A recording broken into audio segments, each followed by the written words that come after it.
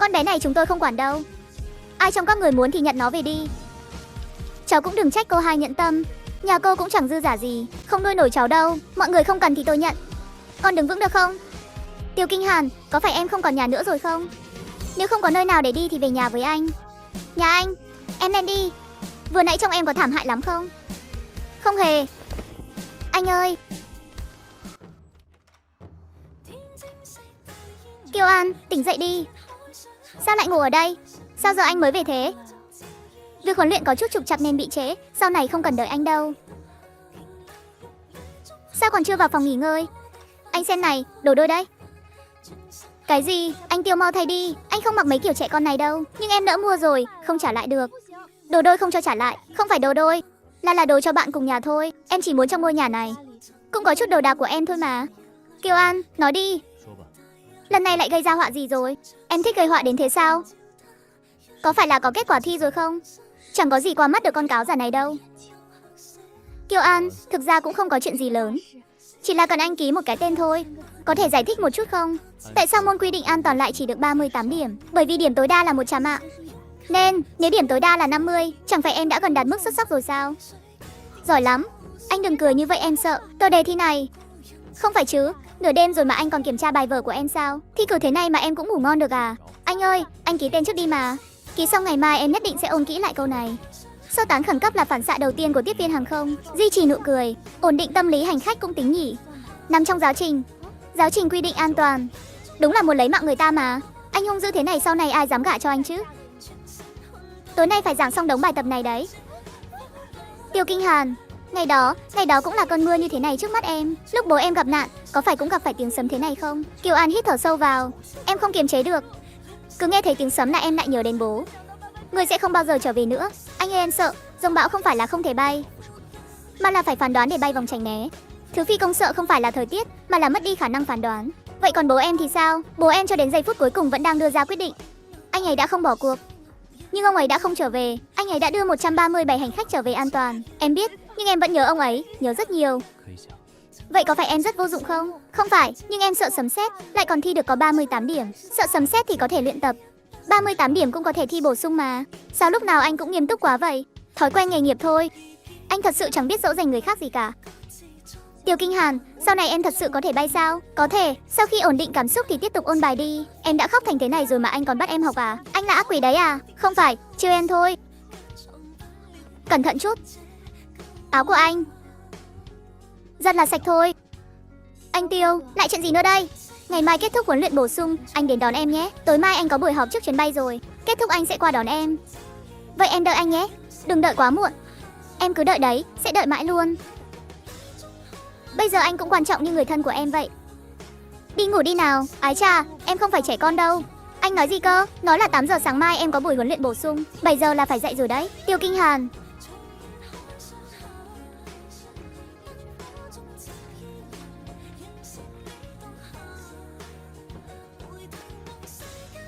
Thế nào, có thấy cảm động không? Em dậy từ mấy giờ thế? 5 giờ 50 à? Sớm vậy sao? Vì em muốn làm bữa sáng tình yêu cho anh mà. Kiều An, em biết rồi. Anh lại định nói việc quan trọng nhất của em lúc này là huấn luyện. Biết rồi thì đi huấn luyện đi. Vậy trước khi đi huấn luyện, anh trả lời em một câu hỏi được không? Không được, anh còn chưa biết em định hỏi gì mà. Mỗi lần em bày ra vẻ mặt này thì đều không phải chuyện gì nghiêm túc cả. Vậy anh thích kiểu con gái như thế nào? Người có thể thi đỗ bài kiểm tra quy định an toàn. Tiêu chuẩn chọn bạn đời này của anh có phải mang đậm phong cách công ty hàng không quá không? Đó là điều cơ bản. Vậy nếu em vượt qua kỳ huấn luyện bổ sung thì sao? Tiếp tục huấn luyện. Thế nếu em đứng đầu khóa huấn luyện thì sao? Tiếp tục sát hạch. Nếu em cũng vượt qua kỳ sát hạch thì sao? Kiều An, em muốn nói gì đây? Tiêu Kinh Hàn, em 22 tuổi rồi, không còn là trẻ con nữa. Hơn nữa, anh là học trò của bố em. Hai chúng ta cũng tính là cùng vai vế. Nên anh có thể đừng suốt ngày dùng ánh mắt nhìn trẻ con để nhìn em được không? Anh không có. Anh có mà. Ăn cho xong bữa sáng đi đã. 8 giờ bắt đầu huấn luyện bổ sung rồi. Anh đưa em đi, mau đi thay quần áo đi. Xem kìa, lại nữa rồi. Cái dáng vẻ anh đưa em đi thật sự rất giống đưa trẻ con đến trường mẫu giáo vậy. Trường mẫu giáo không có huấn luyện bù 38 điểm đâu. Tiêu Kinh Hàn. Thôi xong, là Hứa Mạn. Ai cơ? Một trong những nữ giảng viên bay trẻ nhất của Hoa Hàng. Kỹ thuật bay giỏi, gia thế cũng khủng. Nghe nói cô ấy và cơ trưởng Tiêu cùng tốt nghiệp lớp tinh anh khóa đó. Rất thân với Tiêu Kinh Hàn. Đâu chỉ là thân, trong căn cứ luôn đồn đại cô ấy thích cơ trưởng Tiêu. Sao cậu biết? Vì Tiêu Kinh Hàn thích người thi đậu. Thế thì hiện tại cậu đúng là khá nguy hiểm đấy. Im miệng, buổi huấn luyện bù hôm nay do tôi phụ trách. Chúng em chào giảng viên Hứa. Tôi không quan tâm các em là người thân hay bạn bè của ai. Bước vào khoang hành khách chỉ có một thân phận duy nhất, tiếp viên hàng không. Bây giờ bắt đầu kiểm tra đột xuất bài phát thanh. Kiều An, có, phát thanh sơ tán khẩn cấp. Thưa quý hành khách, xin hãy chú ý. Máy bay đang tiến hành sơ tán khẩn cấp. Xin hãy tuân theo sự chỉ dẫn của tiếp viên, cởi bỏ giày cao gót, bỏ lại hành lý xách tay, sơ tán về phía cửa thoát hiểm gần nhất. Tốc độ nói không ổn định, cảm xúc bị lộ ra ngoài, trọng tâm không nổi bật. Làm lại, thưa quý hành khách, xin hãy chú ý. Chuyến bay này đang tiến hành, cô đang thông báo cho hành khách hay là đang cầu xin họ vậy? Báo cáo giảng viên, em xin làm lại, không cần. Động tác nghi thức. Độ cao cánh tay chưa đạt, ánh mắt thiếu định thần, xoay người chậm nửa nhịp, cười cái gì? Ai mà lần đầu huấn luyện bổ sung đã đạt điểm tối đa được chứ? Tống Vân Sinh, cậu định thi hộ cô ấy à? Báo cáo giảng viên, em chỉ thấy mọi người nên tôn trọng bạn học thôi ạ. Sự tôn trọng không dựa vào việc người khác bảo vệ, mà dựa vào sự chuyên nghiệp của chính mình. Thôi được rồi, Tống Vân Sinh, không cần nói thay tôi. Kiều An, tôi biết em là ai. Con gái của cơ trưởng Kiều Viễn Sơn. Thân phận con gái liệt sĩ rất đáng được tôn trọng, nhưng bộ đồng phục này không thể mặc vững nhờ sự đồng cảm. Giảng viên Hứa, lời này có phải hơi nặng quá không? Trên một chuyến bay thực tế, thời tiết sẽ không vì em là con gái của ai mà nương tay với em đâu. Hành khách cũng không vì em đang buồn mà bình tĩnh thay em. Giảng viên Hứa, em xin nhận khuyết điểm, nhưng thân phận của cha em không phải là cái cớ để em ỉ lại. Vậy thì chứng minh cho tôi thấy đi, em sẽ chứng minh. Trước tối nay, bài phát thanh động tác nghi thức, quy trình khẩn cấp, mỗi thứ luyện 20 lần. Sáng mai kiểm tra lại, không đạt thì tiếp tục luyện bù. Rõ. Đi thôi, đi ăn cơm nào. Có thức mới vực được đạo, 38 điểm thì cũng phải nạp năng lượng chứ. Cậu đi trước đi, cậu không định luyện tập 20 lần thật đấy chứ? Không phải 20 lần, thế thì tốt, mình sẽ luyện đến khi nào thuần thục mới thôi. Kiều An, thật ra cậu đừng để tâm lời của cô Hứa Mạn. Cô ấy nói hơi khó nghe, nhưng có một câu không sai đâu. Câu nào? Bộ đồng phục không thể dựa vào sự thương hại mà mặc lên được. Vậy để mình tập cùng cậu. Không cần đâu, mình muốn tự tập. Được rồi, vậy cậu đừng về muộn quá nhé. Có chuyện gì thì gọi cho mình. Xin quý khách vui lòng chú ý, máy bay đang tiến hành sơ tán khẩn cấp. Vui lòng tuân theo sự hướng dẫn của tiếp viên. Hãy bỏ lại hành lý xách tay, nhanh chóng di chuyển đến cửa thoát hiểm gần nhất. Sao anh lại đến đây? Bây giờ là mấy giờ rồi? 10 giờ rưỡi. 7 giờ em đã kết thúc buổi tập bù. Tại sao giờ này vẫn còn ở đây tập thêm? Chân em bị sao thế này? Không sao đâu, đứng yên nào. Thật sự không sao mà vết thương nhỏ thôi. Kiều An, tại sao không xử lý vết thương? Vì em vẫn chưa tập xong. Mang theo vết thương mà huấn luyện chỉ khiến động tác bị sai lệch thôi. Em không muốn ngày mai lại bị người ta nói là dựa hơi bố hay dựa dẫm vào anh. Hứa Mạn đã nói gì với em? Anh lo cho cô ấy hay lo cho em? Trả lời câu hỏi của em đi. Anh ta nói con gái liệt sĩ đáng được tôn trọng, nhưng bộ đồng phục không dựa vào sự thương hại. Câu nói mặc cho vững đó vốn dĩ không sai, nên anh cũng thấy em không xứng đáng đúng không? Anh không nói thế. Vậy tại sao phản ứng đầu tiên của anh không phải là an ủi em? Vì sự an ủi không giúp em vượt qua kỳ thi lại. Có phải lúc nào anh cũng như vậy không? Lúc em buồn, anh bắt em kiểm điểm lỗi sai. Lúc em sợ hãi, anh bảo em hãy hít thở. Lúc em chịu uất ức, anh bắt em phải mạnh mẽ hơn. Vì những điều đó có ích. Vậy còn em thì sao? Em chỉ muốn anh ôm em và nói một câu, Kiều An, em đã làm rất tốt rồi. Khó đến thế sao? Kiều An, điều em cần bây giờ là nghỉ ngơi. Anh lại thế nữa rồi. Đi thôi, chúng ta về nhà. Không về. Đừng quấy nữa, có phải anh chưa từng xem em là một người phụ nữ không? Trong mắt anh, em mãi mãi là con gái của Kiều Viễn Sơn. Mãi mãi là đứa trẻ cần anh quản lý, cần anh dạy bảo, cần anh sắp đặt mọi thứ. Vậy tại sao anh không dám thích em? Kiều An, anh đừng gọi tên em nữa. Mỗi lần anh gọi tên, cứ như là thầy giáo điểm danh ở trường vậy. Hiện giờ tâm trạng em không ổn định, em rất ổn định. Em chỉ muốn hỏi một câu thôi, anh có từng, dù chỉ một chút, xem em như một người biết rung động đi. Việc quan trọng nhất của em lúc này là vượt qua kỳ huấn luyện. Em biết rồi, em không có ý đó, anh nói đúng. An ủi cũng vô dụng thôi, vượt qua huấn luyện mới là thực tế nhất. Không cần bận tâm đến nỗi buồn vặt vãnh của em đâu, cơ trưởng Tiêu. Em tự mình xử lý được. Em trưởng thành rồi, em có thể tự bước đi bằng đôi chân của mình. Anh không có ý đó, em sẽ chứng minh mình xứng đáng với bộ đồng phục này. Cũng sẽ chứng minh, em không phải là người chỉ biết trốn sau lưng anh. Chân cậu thế này rồi mà vẫn đến à? Có phải gãy chân đâu, cậu không nói được lời nào tốt lành hơn à? Vậy thì chúc tớ thi lại một lần là đỗ đi. Kiều An, hôm nay trông cậu khác lắm. Khác chỗ nào? Giống như một con thỏ nhỏ đang chuẩn bị cắn người vậy. Tôi là Kiều An của hãng Ưng Hành. Kiều An, kiểm tra lại. Phát thanh sơ tán khẩn cấp. Thưa quý hành khách, xin hãy chú ý, máy bay đang tiến hành sơ tán khẩn cấp. Xin quý khách hãy giữ bình tĩnh, tuân theo sự hướng dẫn của tiếp viên. Nhanh chóng di chuyển đến cửa thoát hiểm gần nhất, vui lòng tháo giày cao gót. Vui lòng bỏ lại các vật dụng sắc nhọn. Người già trẻ em vui lòng rời máy bay trật tự dưới sự hỗ trợ của nhân viên. Xử lý tình huống khoang khách mất áp suất, ngay lập tức đeo mặt nạ oxy của mình vào. Trấn an hành khách. Báo cáo với tiếp viên trưởng. Cho chỉ thị từ buồng lái. Xử lý hỏa hoạn, xác định vị trí nguồn lửa. Lấy thiết bị chữa cháy, ngắt các nguồn điện liên quan khi cần thiết. Tiếp tục quan sát nguy cơ bùng phát lửa trở lại. Đạt, làm tốt lắm. Tống Vân Sinh, sân tập đây không phải buổi họp fan. Báo cáo giáo viên, em thực lòng công nhận sự tiến bộ của bạn học mà. Kiều An, hãy nhớ kỹ trạng thái của ngày hôm nay. Có thể cảm thấy ấm ức, nhưng khi lên máy bay, không được để sự ấm ức quyết định thay em. Rõ, còn nữa, huấn luyện không phải là tự ngược đãi bản thân. Lần sau nếu bị thương mà không xử lý, tôi sẽ trừ điểm trực tiếp. Rõ, em cảm ơn cô Hứa. Vừa rồi có phải cô ấy đang quan tâm cậu không? Có lẽ sự quan tâm của người ngành hàng không đều giống như đang phê bình vậy. Ví dụ như cơ trưởng Tiêu, đừng nhắc đến anh ta. Cơ trưởng Tiêu, Đồ có gửi vào nữa không à? Để ở phòng y tế, nhờ bác sĩ đưa cho cô ấy. Không để chị Kiều Kiều biết là anh mua sao? Không cần, tối qua anh thực sự đã rất lo cho cô ấy mà. Lo lắng không phải là lý do. Vậy cái gì mới là lý do? Cô ấy phải học cách tự bay mà không cần dựa dẫm vào tôi. Cậu vẫn còn luyện à? Không phải cậu đỗ rồi sao? Kiều An, cậu thực sự thay đổi rồi. Vì mình không muốn bị người khác nói rằng mình chỉ là một kẻ luôn được bảo vệ. Cô ấy kiên cường hơn tôi tưởng. Vậy sao anh không nói cho cô ấy biết? Cô ấy có thể tự mình trở nên mạnh mẽ hơn. Thưa quý hành khách, xin hãy tin tưởng vào phi hành đoàn. Chúng tôi sẽ nỗ lực hết sức để đảm bảo an toàn cho quý khách. Tiếp tục đi, Kiều An, tiếp tục đi.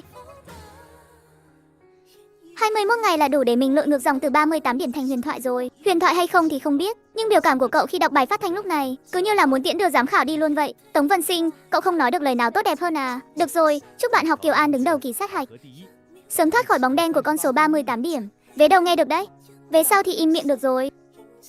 Này cố cho nhận giọng đi, hôm nay cậu luyện bài phát thanh 27 lần rồi đó. Cứ luyện tiếp thì hành khách chưa kịp sơ tán. Giọng của cậu đã sơ tán trước rồi. Cảm ơn nhé, không cần phải cảm động thế đâu. Tiện tay mua thôi, dạo này sao cậu cứ hay mua nước cho mình thế? Tình bạn đồng môn, cậu cũng yêu thương các bạn khác thế này sao? Thế thì khác chứ. Khác chỗ nào? Chiều nay kiểm tra đột xuất phục vụ mô phỏng, tất cả tập trung tại khoang huấn luyện. Rõ. Giờ cậu cứ hễ nghe thấy giọng cô Hứa là còn tỉnh táo hơn cả khi nghe giọng cơ Trường Tiêu. Đừng nhắc nữa, vẫn còn đang giận à? Không có, hai chữ này cũng nguy hiểm như việc khoang máy bay bị mất áp suất vậy. Tống Vân Sinh, rõ, im miệng. Hôm nay kiểm tra đột xuất dịch vụ hành khách đặc biệt, người già, trẻ em, phụ nữ mang thai đang kích động. Những hành khách này đều có thể xuất hiện trên các chuyến bay thực tế. Hãy nhớ các em không phải là máy phục vụ trà nước. Các em là những người duy trì an ninh và trật tự trong khoang khách. Rõ, Kiều An, Tống Vân Sinh. Tình huống đầu tiên, chuyến bay bị hoãn 2 tiếng. Hành khách đang kích động, một người già cảm thấy không khỏe, một trẻ em đang quấy khóc. Bắt đầu. Kiều An, cụ già ở hàng ghế đầu nói trước ngực không thấy thoải mái. Mình đi lấy hộp y tế đây. Được, mình sẽ trấn an hành khách trước. Cậu hãy liên lạc với tiếp viên trưởng. Hãng hàng không các người làm ăn kiểu gì vậy? Trì hoãn lâu như thế mà không có một lời giải thích sao? Thưa ông, rất xin lỗi vì sự bất tiện này. Hiện tại tổ bay đang chờ chỉ thị cất cánh mới nhất. Tôi sẽ cập nhật thông tin cho ông ngay khi có thể. Hiện tại có một cụ già ở hàng ghế đầu đang thấy khó chịu. Chúng tôi cần ưu tiên xử lý trước. Mong ông có thể nhường cho chúng tôi chút không gian được không? Vậy thời gian của tôi ai chịu trách nhiệm? Yêu cầu của quý khách tôi đã ghi nhận. Sau khi hạ cánh sẽ có nhân viên chuyên trách hỗ trợ xử lý. Nhưng hiện tại, an toàn khoang khách và sức khỏe của hành khách là ưu tiên hàng đầu. Tôi cũng cần sự phối hợp của quý khách. Người già vẫn tỉnh táo, nhưng có triệu chứng tức ngực. Hỏi về tiền sử bệnh lý, phát thanh tìm nhân viên y tế, chuẩn bị bình oxy và ghi lại thời gian. Rõ. Bé ơi, em nhìn này, đây là thẻ nhiệm vụ chiến binh nhì trên máy bay. Em giúp chị kiểm tra một chút nhé. Dây an toàn vẫn chưa thắt chặt nè. Em sợ quá, sợ cũng không sao đâu. Chị cũng có những lúc thấy sợ mà. Chúng mình cùng đếm đến 3 nhé. 1, 2, 3. Kiều An, lần này làm tốt hơn lần trước đấy. Cảm ơn cô Hứa, nhưng đừng có kiêu ngạo. Trấn an hành khách không phải là dỗ dành cho họ vui, mà là để ổn định trật tự. Em có thể dịu dàng nhưng không được yếu mềm. Em hiểu rồi thưa cô Hứa. Vậy còn em thì sao à? Cậu nói quá nhiều. Kiều An báo cáo giảng viên. Em đang thực hiện quản lý cảm xúc. Quản lý tốt đấy, lần sau đừng để tôi nhìn thấy nữa. Kiều An, làm gì thế? Cậu đợi đã, không phải cậu lại định nhắc tôi vụ 38 điểm đấy chứ? Đừng nói với tôi đây là bộ đề thi mới nhé. Không phải đề thi. Thế là cái gì, Kiều An? Mình thích cậu. Tỏ tình ngay trước tòa nhà giảng đường luôn. Thế này thì đột ngột quá. Tống Vân Sinh, cậu đừng đùa nữa. Mình không đùa, có phải cậu thua trò thật hay thách không? Không phải. Thế có phải cậu bị áp suất khoang máy bay làm ảnh hưởng đến não rồi không? Kiều An, mình rất tỉnh táo, nhưng mình thì không. Mình biết hiện giờ cậu chỉ tập trung vào huấn luyện. Cũng biết trong lòng cậu có lẽ đã có người khác. Nhưng mình vẫn muốn nói cho cậu biết. Sau này, mình sẽ bay cùng cậu. Đồng ý đi, Tống Vân Sinh, được đấy chứ? Mọi người đừng có hùa theo nữa. Trung tâm huấn luyện cấm gây tiếng ồn làm ảnh hưởng khu vực khoang tập. Kiều An, mình không ép cậu phải đồng ý ngay bây giờ. Mình chỉ muốn cho cậu biết. Cậu không cần phải cứ mãi nhìn theo bóng lưng của một người mà bước tiếp. Tống Vân Sinh, đây là trung tâm huấn luyện, không phải hiện trường show hẹn hò thực tế. Ai bày ra trò này? Báo cáo cô, là em. Công khai tỏ tình trong kỳ huấn luyện làm loạn trật tự đào tạo. Em lãng mạn gớm nhỉ? Báo cáo cô, không lãng mạn đâu ạ. Thật thiếu suy nghĩ. Kiều An, gọi người giám hộ của em đến đây. Cô ơi, chuyện này mà cũng phải gọi người giám hộ ạ? Kỷ luật huấn luyện cũng là một phần của quy định an toàn. Đi gọi đi, có thể đổi hình phạt khác không cô? Ví dụ như bắt em học thuộc bài phát thanh 100 lần. Gọi điện ngay đi. Xin lỗi nhé, tốt nhất là cậu nên cầu nguyện rằng hôm nay Tiêu Kinh Hàn đang có tâm trạng tốt. Anh ấy mà cũng có lúc tâm trạng tốt sao? Không. Có chuyện gì vậy? Cơ trưởng Tiêu, trong thời gian huấn luyện, học viên Kiều An đã dính vào một vụ tỏ tình công khai. Cơ trưởng Tiêu, tại hiện trường tập trung rất đông học viên, gây ảnh hưởng đến trật tự. Theo quy định, cần người giám hộ có mặt để xác nhận. Cậu ta là người chủ động tổ chức hả? Không. Em ấy đồng ý hay không? Không. Vậy em ấy đã xáo phạm quy định an toàn cốt lõi nào? Dù không phải quy định an toàn cốt lõi, nhưng ảnh hưởng không tốt, cần phải giáo dục. Cần ghi hồ sơ thì cứ ghi. Đừng làm lớn chuyện. Cơ trưởng Tiêu nói cũng có lý, nhưng tôi vẫn cần xác nhận lại một chút. Anh là gì của Kiều An? Anh ấy là anh trai em. Anh trai? Vâng, chính là bậc bề trên. Kiều An. Em nói sai sao? Tôi là người giám hộ của cô ấy. Cơ trưởng Tiêu nói, hôm nay là do tôi thiếu cân nhắc, không liên quan gì đến Kiều An cả. Nhưng tôi thích cậu ấy là thật lòng. Tôi sẽ không làm ảnh hưởng đến việc huấn luyện của cậu ấy. Nếu cậu ấy đồng ý, tôi sẽ cùng cậu ấy vượt qua kỳ sát hạch, cùng nhau bay trên những tuyến bay quốc tế. Tống Vân Sinh, cậu đừng nói nữa. Mình biết bây giờ cậu không muốn bàn tới, nhưng tôi muốn cạnh tranh công bằng. Nhiệm vụ duy nhất trong kỳ đào tạo là vượt qua sát hạch. Ngoài an toàn bay ra, những chuyện khác miễn bàn. Vậy sau khi sát hạch xong thì sao? Đúng vậy, sau khi sát hạch xong thì thế nào? Lo mà vượt qua sát hạch trước đi. Lúc nào anh cũng như vậy. Được rồi, Tống Vân Sinh viết bản kiểm điểm đi. Kiều An về làm bản tường trình học tập kỷ luật. Những người khác giải tán. Anh giận rồi à? Không có, câu không có này của anh còn đáng sợ hơn chữ đạt của cô Hứa nữa. Tống Vân Sinh thích em, chẳng phải em đã nghe thấy rồi sao? Em nghĩ thế nào? Cậu ấy rất tốt mà, năng động, nhiệt tình, lại còn hay khen người khác nữa. Em thích kiểu người như thế à? Anh để ý à? Anh chỉ muốn xác nhận xem có ảnh hưởng đến việc huấn luyện của em không thôi. Tiêu Kinh Hàn, anh không thể thừa nhận là anh đang ghen một chút sao? Không được, vậy để em hỏi một câu liên quan đến huấn luyện. Nói đi, nếu em vượt qua kỳ sát hạch, chúng ta có thể hẹn hò không? Anh không cần phải thích em ngay bây giờ, nhưng anh có thể cho em một phương hướng không? Giống như một kế hoạch bay vậy. Ít nhất là để em biết điểm đến nằm ở đâu, đến lúc đó rồi tính. Thật hả? Ý anh là để sau hãy nói, chứ không phải là đồng ý đâu. Để sau thì không phải là từ chối. Kiều An, đừng có đánh tráo khái niệm. Cơ trưởng Tiêu, đèn đỏ chuyển sang xanh rồi kìa, sao anh còn chưa đi? Có phải anh cũng đang đánh tráo tâm trạng không? Ngồi cho hẳn hơi vào. Em đang làm gì thế? Đang lập kế hoạch bay cho điểm đến, vượt qua kỳ sát hạch. Sau đó để anh phải nói lại lần nữa. Anh cười rồi đúng không? Không có, em thấy rồi mà, em nhìn nhầm rồi. Tiêu Kinh Hàn, em nhất định sẽ vượt qua kỳ sát hạch, anh biết. Vốn dĩ em đã có thể làm được rồi. Câu này anh nên nói từ sớm mới phải. Bây giờ cũng chưa muộn, vậy thì anh cứ đợi đấy. Em sẽ cho anh thấy em không còn là trẻ con nữa, cũng không phải là gánh nặng của bất kỳ ai. Mê mông, em là Kiều An. Anh biết, cũng là người tương lai có thể theo đuổi được cơ trưởng Tiêu. Kiều An, rõ, tiếp tục huấn luyện, an toàn là trên hết. Cơ trưởng Tiêu, tối nay anh đi đâu thế? Tiệc rượu quý thương mại của công ty. Tiệc rượu chắc là có nhiều váy đẹp và tháp sâm panh lắm nhỉ? Còn cả mấy loại bánh ngọt nhì là biết đắt tiền nữa. Còn có rất nhiều cấp cao của các hãng hàng không, đại diện đối tác và truyền thông. Nghe có vẻ cao cấp hơn rồi đấy.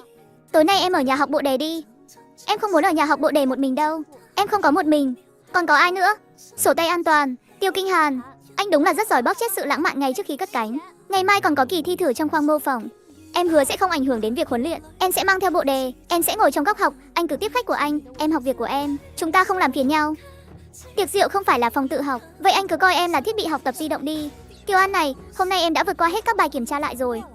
Còn được giảng viên Hứa khen là vững vàng hơn lần trước nữa. Anh coi như thưởng cho em một lần đi mà, được không? Với lại không phải anh nói sau khi kiểm tra xong sẽ để sau này hãy nói sao? Vậy bây giờ em cần tìm hiểu trước về môi trường làm việc của anh để quy hoạch hợp lý lộ trình bay sau này. Em quy hoạch xa quá rồi đấy. Không xa đâu, chỉ là để đến bên cạnh anh thôi. Cơ trưởng Tiêu có đưa em theo không? Xách em theo đi, em hứa sẽ im lặng, ngoan ngoãn, chuyên nghiệp và nỗ lực. Thành giao. Còn cả sổ tay an toàn nữa. Tiêu Kinh Hàn, anh là ác quỷ à? Anh là người giám hộ của em. Câu này anh dùng nhiều lần lắm rồi đó. Hiệu quả là được, người khác mang túi xách, em mang sổ tay. Rất hợp với em. Hợp chỗ nào chứ? Thực dụng. Cách anh khen người khác đúng là rất hợp để độc thân. Qua kia ngồi học bài đi. Biết rồi, anh Tiêu. Kinh Hàn, vị này là người nhà tôi. Hóa ra là cô bé nhà cơ trưởng Tiêu à. Thảo nào lại luôn mang theo bên mình. Chào Vương Tổng, em là Kiều An, học viên tiếp viên hàng không Hoa Cường. Con gái của cơ trưởng Kiều Viễn Sinh, cũng là chính cô ấy. Tốt lắm, cơ trưởng Kiều là niềm tự hào của Hoa Hàng. Cháu phải cố gắng lên, em sẽ cố gắng. Vừa nãy anh nói người nhà là lỡ lời thôi. Cơ trưởng át chủ bài như anh mà cũng lỡ lời sao? Có chứ, vậy em muốn anh lỡ lời thêm lần nữa. Đi học bài đi, đây chẳng phải là Kiều An sao? Ở tiệc rượu mà cũng giả vờ chăm chỉ cầm theo cuốn sổ tay cơ à? Chăm chỉ thì không cần phải diễn, chỉ cần mở sách ra là được. Khéo mồm đấy, nghe nói từ khi vào Hoa Hàng, cơ trưởng Tiêu ngày nào cũng đưa đón cậu. Cái danh phận con gái liệt sĩ đúng là hữu dụng thật. Cậu có thể nghi ngờ thành tích của tôi, nhưng đừng có đem cha tôi ra làm trò đùa. Ngày mai là buổi thi thử trong khoang mô phỏng. Nếu cậu có hứng thú thì cứ đến mà xem tôi có dựa vào thực lực của mình hay không. 1 mét ghê đấy, hợp để học thuộc lòng đấy. Vậy thì chúc cậu thi thử thuận lợi nhé. Kiều An, em đẩy cậu ta làm gì thế? Em không có đẩy, tôi chỉ muốn nâng ly với cậu thôi. Cậu không thích tôi nói chuyện thì cứ việc nói thẳng, không cần phải động tay động chân. Thứ nhất, tôi không hề chạm vào cậu. Thứ hai, thứ tôi đang cầm trên tay là cuốn sổ tay an toàn, chứ không phải giấy phép đầy người. Bao nhiêu người đang nhìn mà cậu vẫn còn chối cãi à? Càng nhiều người nhìn thì càng phải nói chuyện bằng bằng chứng.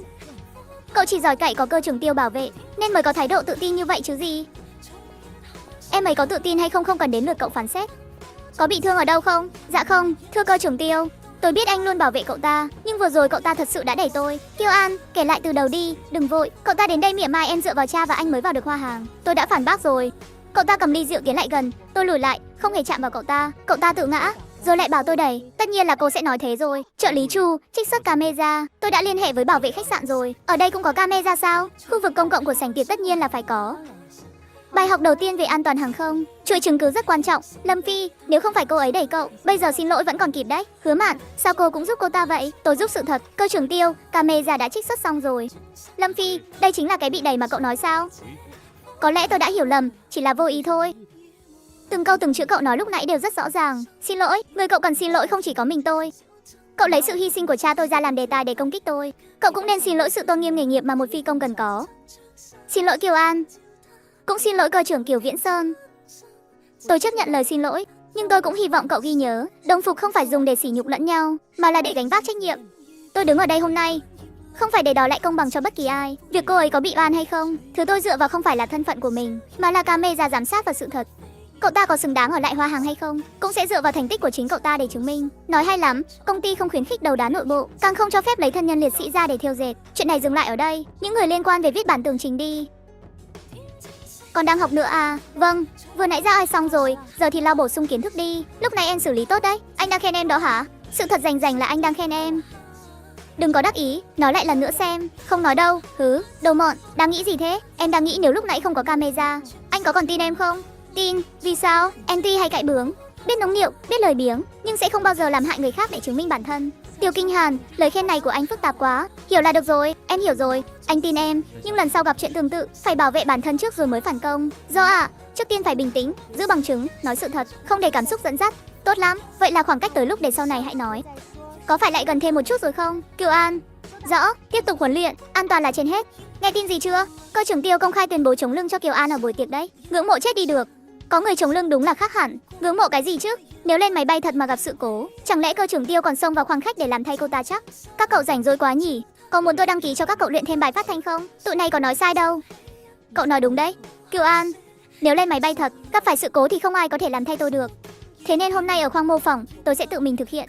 Nếu tôi làm không tốt, cứ tự nhiên mà chỉ ra. Còn nếu tôi làm tốt, thì cũng phiền cậu công nhận cho, được chứ? Để xem cô thể hiện thế nào.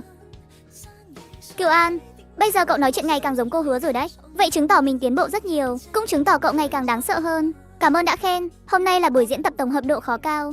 Tình huống giả định là gặp nhiễu động mạnh trong giai đoạn bay bằng. Hành lý trong khoang khách bị rơi, một hành khách bị cháy xước tay, một người già đột nhiên bị đau tim, một trẻ em đang quấy khóc, một bộ phận hành khách đang hoảng loạn. Mọi quy trình xử lý phải được hoàn tất đúng trình tự, rõ chưa? Tôi đại diện tổ bay tham gia chấm điểm. Nội dung các em báo cáo cho khoang lái phải chính xác, ngắn gọn và hiệu quả. Căng thẳng à? Một chút. Nghĩ xem cơ trưởng Tiêu đã nói gì. Anh ấy bảo sau khi mình vượt qua kỳ sát hạch thì để sau này hãy nói. Ý tôi là bảo cậu nhớ lại kiến thức chuyên môn ấy. Cái này cũng rất chuyên nghiệp mà, nó liên quan đến lộ trình cuộc đời mình đấy.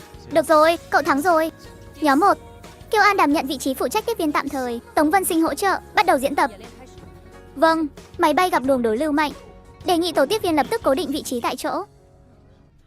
Có chuyện gì vậy? Máy bay gặp sự cố rồi sao? Tay tôi bị hành lý va trúng rồi. Tôi thấy hồi hộp, không thở nổi. Kiều An, bước tiếp theo là gì? Em. Nếu đây là chuyến bay thực tế, em đã bỏ lỡ thời điểm xử lý tốt nhất rồi. Tiếp viên các người sao không nói gì đi? Người phụ trách tiếp viên không phải chỉ đứng chôn chân tại chỗ đợi người khác đến cứu đâu. Em. Sự bình tĩnh thực sự không phải là không biết sợ, mà là dù sợ hãi vẫn biết mình cần phải làm gì tiếp theo. Tống Vân Sinh, xác nhận lối đi khoang khách an toàn, kiểm tra giá đề hành lý. Rõ, cậu cứ ngồi vững trước đã. Đừng đứng dậy, tôi sẽ kiểm tra tình trạng chấn thương của bạn ngay. Vậy chúng ta phải làm sao? Sao máy bay lại sốc thế này? Thưa quý hành khách, xin hãy giữ bình tĩnh. Máy bay đang đi qua vùng nhiễu động. Quý khách vui lòng thắt chặt dây an toàn ngay lập tức, gập gọn bàn ăn phía trước, tuân theo sự hướng dẫn của phi hành đoàn. Tình hình trong khoang khách vẫn đang trong tầm kiểm soát. Vui lòng không rời khỏi chỗ ngồi. Cho hỏi anh bị đau ở đâu? Có cử động được ngón tay không? Được, vậy là chỉ bị chảy xước thôi. Tống Vân Sinh lấy túi sơ cứu, tiến hành băng bó đơn giản, ghi lại tình trạng thương tích và số ghế. Rõ, giá đề hành lý bên phải đã đóng, lối đi không có vật cản. Thưa ông có tiền sử bệnh tim không? Thuốc có mang theo bên người không ạ? Có, thuốc ở trong túi áo. Được rồi, xin ông đừng tự ý uống quá liều lượng. Tống Vân Sinh phát thanh tìm nhân viên y tế trên máy bay, chuẩn bị bình oxy, thông báo tiếp viên trưởng liên lạc với buồng lái. Rõ. Có phải các người đang giấu giếm chúng tôi điều gì không? Tôi phải lên phía trước hỏi cơ trưởng cho ra lẽ. Tiên sinh, việc rời khỏi chỗ ngồi lúc này sẽ làm tăng nguy cơ bị thương. Quý khách có quyền được biết tình hình. Tôi cũng sẽ liên tục phát thanh để giải thích sự việc. Nhưng hiện tại, cách an toàn nhất là ngồi xuống và thắt chặt dây an toàn. Tôi không tin. Quý khách có thể không tin cá nhân tôi, nhưng xin hãy tin vào quy trình của phi hành đoàn. Mỗi bước thực hiện đều là để đảm bảo an toàn cho mọi người. Câu này được đấy. Tiếp tục nào. Kiều An đã tìm thấy nhân viên y tế. Người già vẫn còn tỉnh táo. Bình oxy đã chuẩn bị xong. Tốt. Cậu hỗ trợ nhân viên y tế đi. Tôi sẽ báo cáo với buồng lái. Buồng lái nghe đây. Khoang khách báo cáo. Sau khi gặp nhiễu động mạnh, một hành khách trong khoang bị chảy sức nhẹ ở tay, đã băng bó xong. Một người già bị đánh trống ngực, ý thức vẫn tỉnh táo, có tiền sử bệnh lý. Đã tìm được nhân viên y tế hỗ trợ và chuẩn bị sẵn oxy. Trật tự trong khoang khách đã ổn định, không có hành khách nào rời khỏi vị trí. Xin chỉ thị. Rõ. Tiếp tục theo dõi, duy trì an toàn khoang khách, báo cáo lại khi cần thiết. Khoang khách đã rõ. Tống Vân Sinh kiểm tra lại tình trạng dây an toàn toàn khoang. Rõ. Đã đi qua vùng nhiễu động mạnh. Buổi diễn tập kết thúc. Kiều An, Tống Vân Sinh về vị trí. Kiều An trừ điểm vì do dự trong 10 giây đầu. Chấp nhận, nhưng phân công công việc sau đó rất rõ ràng. Báo cáo chính xác. Kiểm soát tâm lý hành khách hiệu quả. Quy trình xử lý y tế hoàn tất. Buổi diễn tập mô phỏng độ khó cao lần này đạt. Tuyệt lắm, Kiều An, cậu giỏi quá. Hôm nay anh Tiêu Kinh Hàn có ở căn cứ không? Nghe nói anh ấy vừa bay về, đang ở phòng họp ban bay. Mình đi cho anh ấy xem bảng điểm. Chẳng phải cậu bảo đừng nhắc đến anh ấy sao? Giờ thì nhắc được rồi, vì thắng rồi. Tiêu Kinh Hàn, hôm nay cô ấy đã vượt qua rồi. Tôi biết anh vẫn luôn theo dõi qua màn hình giám sát. Tiện thể nhìn qua màn hình giám sát ở phòng họp ban bay đi. Có thể xem được nửa tiếng đấy. Anh bảo vệ em ấy như vậy là vì Kiều Viễn Sơn hay là vì anh thích em ấy? Em ấy không còn là trẻ con nữa đâu. Anh càng không nói rõ, em ấy sẽ càng hiểu lầm. Hiện tại em ấy không thích hợp để nói chuyện tình cảm. Anh đang quyết định thay em ấy hay là đang tự trốn tránh chính mình? Em ấy chỉ vừa mới đứng vững thôi. Con bé cần thêm thời gian. Đừng dồn hết sự chú ý lên người tôi. Còn anh thì sao? Tôi đã hứa với cục trưởng Kiều là sẽ không kìm hãm con bé. Kiều An, sao lại đứng ở cửa mà không vào? Không cần đâu. Chẳng phải là định cho cơ trưởng Tiêu xem sao? Chắc là anh ấy biết rồi. Nghe thấy gì rồi? Không có gì. Kiều An, Tống Vân Sinh, hôm nay em có phải rất lợi hại không? Rất lợi hại. Vậy là đủ rồi. Sao thế? Kiều An, cơ trưởng Tiêu, có việc gì không ạ? Tài liệu ôn tập trước kỳ sát hạch ngày mai anh để trên bàn em rồi. Cảm ơn, em tự xem được. Em ăn tối chưa? Ăn rồi. Ăn món gì? Ăn ở nhà ăn ạ. Trước đây em từng nói ức gà ở nhà ăn giống như cuốn sổ tay an toàn, đều khó nuốt như nhau. Giờ em lại thấy nó khá tốt cho sức khỏe. Kiều An, em đang tránh mặt anh à? Không có, em đang luyện tập. Mở cửa không tiện đâu, em phải học thuộc lòng bộ đề. Anh có thể giúp em kiểm tra. Không cần đâu, hôm nay Tống Vân Sinh đã giúp em kiểm tra rồi. Tống Vân Sinh, bạn học giúp đỡ lẫn nhau thôi. Nhiệm vụ duy nhất trong kỳ đào tạo là vượt qua sát hạch, chẳng phải sao? Được rồi, ngủ sớm đi. Cơ trưởng Tiêu cũng nghỉ ngơi sớm đi ạ. Hạng nhất, Kiều An, cô ấy đã vượt qua Tống Vân Sinh rồi. Kiều An, 92 điểm. Cậu đúng là một bước lên mây từ con số 38 điểm rồi. Chỉ là bài kiểm tra sơ bộ thôi, không phải là kỳ sát hạch cuối cùng. Cậu bình tĩnh thế này là mình không quen chút nào. Một tiếp viên trưởng thành sẽ không dễ dàng kích động. Vậy tiếp viên trưởng thành có thể mời bạn học uống trà sữa không? Không thể. Tiếp viên trưởng thành phải tiết kiệm tiền mua nhà và làm nút tai. Dạo này sao cậu liều mạng thế? Mình muốn đi xem những nơi xa hơn. Dự án Singapore đó hả? Cậu muốn ra nước ngoài sao? Không phải là muốn trốn chạy, mà là muốn chứng minh mình có thể bay xa hơn nữa. Cơ trưởng Tiêu có biết chuyện này không? Chắc là anh ấy sẽ vui thôi. Dẫu sao anh ấy cũng nói mình cần một thế giới rộng lớn hơn. Kiều An, rốt cuộc hôm đó cậu đã nghe thấy gì vậy? Kiều An, chúc mừng em đứng nhất bài kiểm tra sơ bộ. Em cảm ơn cô Hứa, nhưng kỳ sát hạch cuối cùng không phải để em chứng minh cho ai xem cả, mà là để em chứng minh bản thân có thể gánh vác được nghề nghiệp này. Em hiểu. Dạo này trạng thái của em rất ổn định, nhưng dồn nén cảm xúc quá mức, khi lên máy bay cũng sẽ dễ xảy ra vấn đề. Thưa cô Hứa, thích một người có ảnh hưởng đến phán đoán nghề nghiệp không à? Có. Nếu em coi người đó là đáp án duy nhất thì sẽ không. Nếu em tự trở thành đáp án của chính mình trước tiên. Em nhớ rồi à? Đi chuẩn bị cho kỳ sát hạch cuối cùng đi. Kiều An, bài phát thanh đạt điểm tối đa, xử lý tình huống khẩn cấp, xuất sắc, phục vụ hành khách đặc biệt, xuất sắc, mô phỏng tổng hợp đạt 94 điểm. Kiều An đứng nhất. Cậu đứng nhất thật rồi. Kiều An, trước đây tôi nói cậu dựa vào quan hệ, là do cái miệng tôi hại thân. Đoạn phát thanh trấn an hôm nay của cậu quá vững vàng, cứ như thể đã bay thực tế rất nhiều lần vậy. Cảm ơn mọi người. Sau này nếu thực sự được bay cùng nhau, mong mọi người chỉ bảo thêm.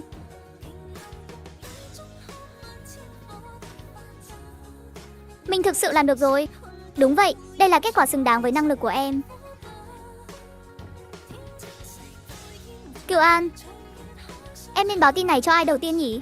Kiều An, chiến tranh lạnh không phải là phục vụ khoang khách không cần phải dập khuôn như vậy. Em không có chiến tranh lạnh. Vậy mà trước đây lúc thi được 68 điểm, em còn hận không thể bắt cơ trưởng Tiêu treo băng rôn ngoài phòng khách. Giờ đứng nhất mà chỉ biết nói cảm ơn thôi sao? Con người ta luôn phải học cách tự cổ vũ chính mình. Thi xong rồi à? Vâng, kết quả thế nào? Đã vượt qua, chỉ là vượt qua thôi sao? Đứng nhất. Rất tốt.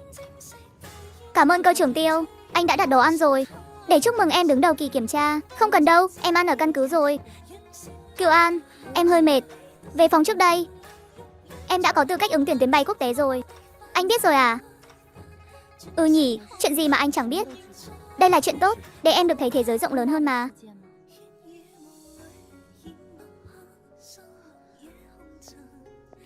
Hóa ra anh đã chuẩn bị từ sớm rồi, nhưng thứ này là gì vậy? Tài liệu đào tạo tuyến bay quốc tế, anh chuẩn bị từ lúc nào thế? 1 tháng trước. 1 tháng trước. Lúc đó em vẫn còn đang hỏi anh rằng sau khi vượt qua kỳ kiểm tra, chúng ta có thể hẹn hò không? Hai việc này không hề mâu thuẫn, không hề mâu thuẫn. Một mặt anh nói để sau này hãy tính, một mặt lại muốn đẩy em đi, không phải đẩy em đi, mà là cho em thêm sự lựa chọn. Anh đã hỏi ý kiến em chưa? Anh muốn đợi em kiểm tra xong mới nói cho em biết. Rồi sao nữa? Anh định nói với em rằng Kiều An, hiện tại em không thích hợp để yêu đương, em cần một thế giới rộng lớn hơn. Em nghe thấy rồi, nghe thấy cả rồi, từng câu từng chữ đều nghe thấy hết. Ý anh không phải như em hiểu đâu. Vậy thì là ý gì? Có phải lúc nào anh cũng coi em là một đứa trẻ không? Có phải anh luôn nghĩ em thích anh chỉ vì bố em không còn nữa, vì anh đã nhận nuôi em, vì em dựa dẫm vào anh sao? Kiều An, anh không muốn em đặt cược cả đời mình vào anh. Em không có. Hiện giờ em mới vừa đứng vững, em nên nhìn thấy nhiều cơ hội hơn. Tiêu Kinh Hàn, anh có bao giờ nghĩ tới em nỗ lực huấn luyện thì đứng đầu để lấy tư cách dự bị, không phải để bản thân có tư cách dựa dẫm vào anh, mà là để có tư cách đứng bên cạnh anh. Em đã làm rất tốt rồi. Câu nói này quá muộn rồi. Em không sợ đi Singapore, cũng không sợ thế giới rộng lớn hơn. Điều em sợ là anh đến một lời nói thật cũng không chịu cho em, một câu thích em. Khó nói ra đến thế sao? Bây giờ không phải lúc. Em hiểu rồi. Không phải anh không quan tâm em, quan tâm, chăm sóc, trách nhiệm, ủy thác, người giám hộ. Tiêu Kinh Hàn, em không cần những từ đó nữa. Đừng bốc đồng. Em rất bình tĩnh, còn bình tĩnh hơn cả lần gặp nhiễu động trong khoang mô phỏng. Em đi đâu? Ký túc xá huấn luyện. Muộn rồi, để mai hãy nói. Không cần đâu. Người trưởng thành có thể tự quyết định tối nay mình ở đâu. Kiều An, đừng dùng cách này để trừng phạt bản thân mình. Em không trừng phạt bản thân. Em chỉ đang thu hồi ánh mắt khỏi anh thôi. Anh nói đúng. Em nên đi xem thế giới rộng lớn hơn. Cũng nên xem thử nếu không có anh, em có thể sống tốt hay không. Để anh tiện em. Không cần đâu, cơ trưởng Tiêu. Nửa năm qua cảm ơn anh đã cho em tá túc, dạy dỗ em, che chở cho em. Kiều An, sau này sẽ không mặt dày mày dạn bám lấy anh nữa. Cơ trưởng Tiêu, phía trung tâm đào tạo Singapore đã xác nhận được hồ sơ đề cử rồi. Cô Kiều biết được chắc chắn sẽ vui lắm. Cô ấy đi rồi. Cái gì? Tôi đã đẩy cô ấy ra xa rồi. Kiều An, cậu thật sự dọn ra ngoài rồi à? Cậu ổn chứ? Rất tốt, ký túc xá gần tòa nhà huấn luyện. Vậy sáng mai mình mang đồ ăn sáng cho cậu. Không cần đâu. Không phải mình theo đuổi cậu đâu, là tình bạn đồng môn thôi. Tống Vân Sinh, cảm ơn cậu. Cảm ơn gì chứ? Cảm ơn cậu đã nhắc nhở mình. Mình không phải chỉ có thể nhìn theo bóng lưng của một người mà tiến bước. Từ ngày mai, mình sẽ bay vì chính mình. Kiều An, uống không? Không sao đâu, giúp tỉnh táo đấy. Không uống đâu, mình sợ run tay. Cậu mà cũng biết sợ sao? Sợ. Tiếp viên trưởng thành cũng đâu phải làm từ sắt đá. Vậy để mình uống hộ cậu. Cậu đã uống 2 ly rồi đó. Là cậu phỏng vấn hay mình phỏng vấn mà mình lại lo lắng thế này? Cậu phỏng vấn còn mình lo hộ, phân công hợp lý mà. Kiều An, cô hứa hôm nay không phải thi xem ai giọng to hơn, cũng không phải thi xem ai không biết sợ. Lát nữa vào trong cứ trả lời thật lòng. Nếu họ hỏi về chuyện của bố em thì sao? Vậy thì hãy nói cho họ biết tại sao con gái của cơ trưởng Kiều Viễn Thiên vẫn muốn bay. Em hiểu rồi. Kiều An, cố lên. Cậu không đến đây để cầu xin một suất đâu. Cậu đến để cho họ thấy rằng giao suất này cho cậu là hoàn toàn xứng đáng. Tống Vân Sinh, thỉnh thoảng cậu cũng khéo mồm phết nhỉ. Mình lúc nào chẳng thế, chỉ là cô hứa không biết thưởng thức thôi. Cô nghe thấy rồi đấy nhé. Báo cáo cô hứa, em đang giúp bạn giải tỏa áp lực trước khi thi ạ. Kiều An, mời vào. Kiều An, trước tiên em hãy tự giới thiệu về mình. Chào các vị giám khảo, em tên là Kiều An, học viên đào tạo tiếp viên hàng không của Hoa Hàng. Thành tích tổng hợp trong kỳ sát hạch cuối khóa đứng thứ nhất, từng hoàn thành diễn tập mô phỏng tổng hợp khoang khách khi gặp nhiễu động mạnh. Em xin đăng ký tham gia dự án đào tạo đường bay quốc tế. Không phải vì em đã đủ hoàn hảo, mà là vì em đã sẵn sàng để tiếp nhận những tiêu chuẩn cao hơn. Em có biết đường bay quốc tế có ý nghĩa thế nào không? Chặng bay dài hơn, cơ cấu hành khách phức tạp hơn, yêu cầu ứng phó khẩn cấp cao hơn, cũng đồng nghĩa với việc tiếp viên phải giữa lúc mệt mỏi, khác biệt ngôn ngữ và các tình huống đột xuất, giữ vững khả năng phán đoán. Cha của em, cơ trưởng Kiều Viễn Sơn, từng hy sinh vì tai nạn bay. Câu hỏi này có lẽ hơi trực diện. Tại sao em vẫn muốn gia nhập ngành hàng không? Em đã từng rất sợ. Nghe tiếng sấm cũng sợ, thấy tin tức tai nạn cũng sợ. Lần đầu vào khoang mô phỏng gặp phải nhiễu động mạnh. Đầu óc em trống rỗng 10 giây. Vậy em đã khắc phục thế nào? Không phải là khắc phục, mà là học cách mang theo nỗi sợ để tiếp tục làm điều đúng đắn. Chuyến bay cuối cùng của cha em không phải là một thất bại. Ông ấy vẫn bảo vệ hành khách trong tình huống cực đoan nhất, đưa 137 hành khách trở về nhà. Trước đây em chỉ cảm thấy ông ấy đã không trở về, nhưng giờ đây em đã hiểu. Ông ấy đã để lại trách nhiệm nghề nghiệp cho em. Vậy nên em muốn nối nghiệp ông ấy. Không phải là sao chép cuộc đời ông ấy, mà là đi tốt đường bay của chính mình. Em muốn trở thành người có thể bảo vệ hành khách, dẫu cho em chỉ là một tiếp viên trong khoang khách. Em cũng hy vọng vào lúc hành khách sợ hãi nhất, có thể giúp họ nghe được một lời trấn an đáng tin cậy. Xin hãy tin tưởng cơ trưởng, khóa đào tạo nước ngoài trong nửa năm của tổ bay có cường độ rất cao. Cả về ngôn ngữ, thể lực, lẫn áp lực tâm lý đều sẽ lớn hơn hiện tại rất nhiều. Em chắc chắn mình có thể độc lập thích nghi chứ, khi không có cơ trưởng Tiêu Kinh Hàn ở bên cạnh. Em chắc chắn. Chắc chắn. Tại sao? Vì điều cơ trưởng Tiêu dạy em không phải là dựa dẫm vào anh ấy, mà là để những lúc anh ấy không có mặt, em vẫn biết mình phải làm gì tiếp theo. Hơn nữa, em muốn tự mình bay một lần. Thế nào rồi? Họ có làm khó cậu không? Có hỏi mấy câu hóc búa không? Có bảo là cậu xinh quá làm ảnh hưởng đến an toàn bay không? Câu cuối cùng thì ai mà hỏi chứ? Là cậu hỏi thay họ thì có. Cậu khóc à? Không có, tại lý tưởng nghề nghiệp bay vào mắt thôi. Vẫn còn đùa được, chứng tỏ là thể hiện không tệ. Cô hứa, nếu em không vượt qua thì sao ạ? Thì tiếp tục luyện tập, sang năm thi lại. Còn nếu vượt qua thì sao ạ? Thì hãy bay thật xa, đừng ngoảnh đầu nhìn lại quá lâu. Có kết quả rồi kìa, danh sách trúng tuyển dự án đào tạo tuyến bay quốc tế. Kiều An trúng tuyển đợt đầu tiên, Trung tâm Đào tạo Quốc tế Singapore. Mình thực sự trúng tuyển rồi. Chúc mừng nhé, Kiều An thực thụ. Sắp được bay tuyến quốc tế rồi, Kiều An giỏi lắm. Thưa bố, con đã thực hiện được bước đầu tiên rồi. Cô Kiều, trợ lý Chu, đây là đồ cơ trưởng Tiêu bảo tôi mang đến cho cô. Anh ấy đâu rồi à? Thật là đột xuất. Chuyến bay đúng là đột xuất thật. Nhưng chiếc vali này là do cơ trưởng Tiêu chuẩn bị từ trước rồi. Từ bao giờ thế à? Việc này, kể từ ngày cô có tên trong danh sách ứng viên, anh ấy ngày nào cũng bỏ thêm đồ vào trong đó. Cô Kiều, cơ trưởng Tiêu nói bên trong toàn là đồ dùng thiết thực, không có gì quý giá đâu, cô cứ yên tâm nhận nhé. Độ dày này không giống các mục lưu ý, mà giống cẩm nang sinh tồn phiên bản cơ trưởng Tiêu hơn. Cách quan tâm của anh ấy lúc nào cũng giống như một bản danh sách kiểm tra bay vậy. Đúng vậy, mục nào cũng chính xác. Chỉ là không có mục mà em mong muốn nhất thôi. Cô Kiều, cơ trưởng Tiêu thực ra, trợ lý Chu không cần nói thay anh ấy đâu. Tôi biết anh ấy tốt với tôi. Vậy sao cô vẫn còn giận? Điều tôi giận là anh ấy luôn sắp xếp cho tôi những tuyến bay an toàn nhất, nhưng lại chẳng bao giờ hỏi xem tôi có muốn bay cùng anh ấy hay không. Kiều An, nếu không muốn cười thì có thể không cười, em đâu có không muốn cười. Em chỉ nhận ra có những người, ngay cả lời lưu luyến cũng nói nghe như là thông báo chuyến bay. Sang bên đó nhớ ăn uống đầy đủ nhé, đừng tập luyện đến tận nửa đêm, đừng có cố quá sức. Mẹ Tống của tôi ơi, hay là cậu đổi nghề sang làm phát thanh viên sân bay luôn đi. Được thôi, thưa hành khách Kiều An kính mến, chuyến bay trưởng thành của quý khách sắp cất cánh. Xin quý khách hãy mang theo lòng can đảm, sự tự tin và một chút nỗi nhớ. Cảm ơn cậu, Tống Văn Sinh, Kiều An. Mẹ mơ, việc mình thích cậu sẽ không trở thành áp lực cho cậu đâu. Cậu cứ bay đi, bay xa bao nhiêu cũng được. Mình sẽ đứng tại chỗ này chúc cậu chiến thắng. Cậu rất tốt, mình biết chứ. Chỉ là tạm thời mình không phải là điểm đến của cậu thôi. Mình xin lỗi. Đừng xin lỗi. Thích một người luôn nỗ lực hết mình, vốn dĩ đã là một chuyện đáng để tự hào rồi. Chuyến bay đi Singapore bắt đầu lên máy bay. Tiêu Kinh Hàn, anh ấy đến rồi. Chỉ là không bước qua đây thôi. Cơ trưởng Tiêu, em sẽ bay cho anh xem. Tiêu Kinh Hàn, không phải là em không cần anh nữa, mà là em phải trở thành chính mình trước đã. Máy bay lao vút vào tầng mây. Chào mừng các bạn đến với Trung tâm huấn luyện đường bay quốc tế. Ở đây không có ai là người nhà của ai cả, cũng không có ai vào đây nhờ sự tiến cử của ai. Ở đây chỉ nói chuyện bằng thành tích thôi, kỷ luật và chuyên nghiệp. Kiều An có mặt. Nghe nói cô là giảng viên hướng dẫn số 1 của Hoa hàng khóa này. Đó là thành tích trước đây thôi. Vậy bây giờ là gì? Là học viên mới Kiều An, xin giảng viên hãy yêu cầu nghiêm khắc. Rất tốt, 6 giờ sáng mai kiểm tra bài phát thanh tiếng Anh. Rõ.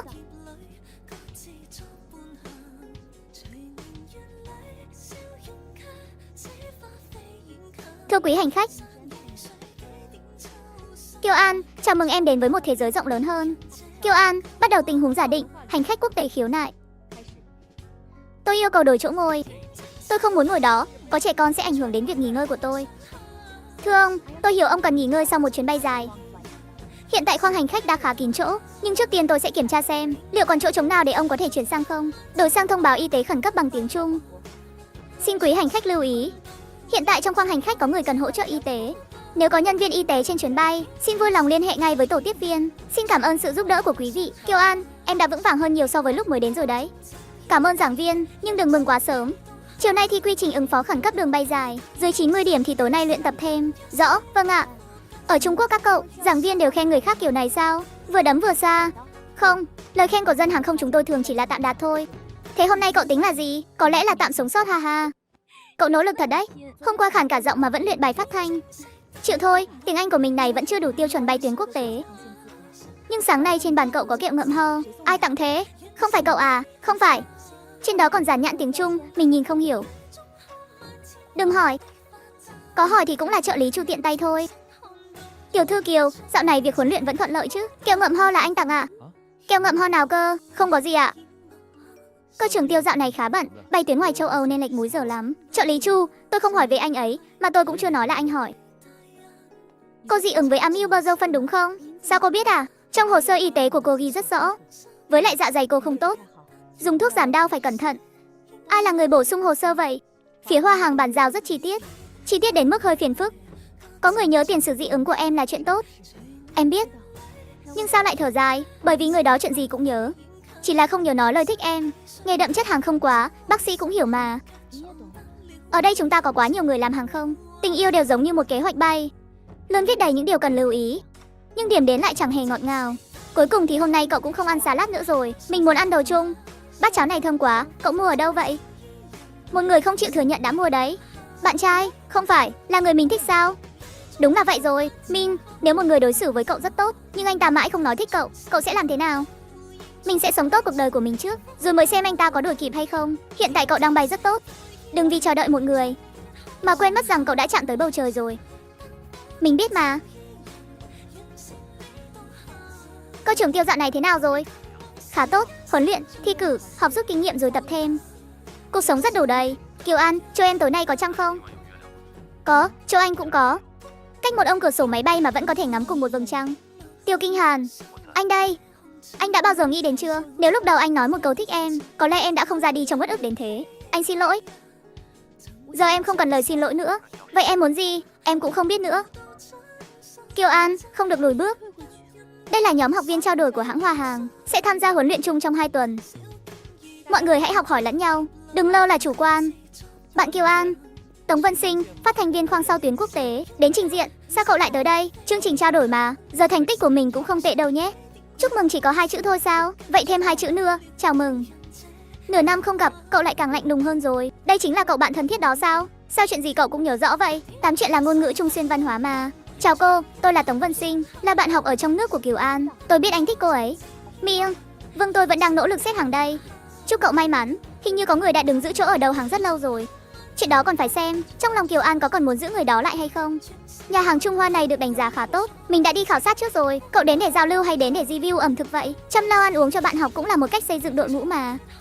Kiều An, bây giờ cậu cười trông thoải mái hơn trước nhiều rồi. Có lẽ vì bây giờ mình không cần phải đuổi theo một người để đòi câu trả lời nữa. Vậy bây giờ cậu có muốn một câu trả lời mới không? Mình vẫn thích cậu, nhưng lần này mình không muốn kéo cậu dừng lại, mà là muốn cùng cậu tiếp tục tiến về phía trước. Cậu không cần trả lời mình ngay đâu. Mình chỉ muốn cậu biết là luôn có mình ở đây. Tống Vân Sinh, cậu thực sự rất tốt. Rất tốt thường không phải là điềm lành đâu nhé. Mình vẫn chưa chuẩn bị tâm lý để bắt đầu một chuyện tình cảm. Vậy thì cứ bắt đầu từ việc ngắm hoàng hôn đi. Không yêu đương, chỉ coi như bạn học giao lưu thôi. Thời tiết ở Singapore đẹp lắm. Thật đấy, thật đấy. Nhưng chỉ là ngắm hoàng hôn thôi nhé. Rõ, giữ khoảng cách an toàn, thưởng ngoạn văn minh.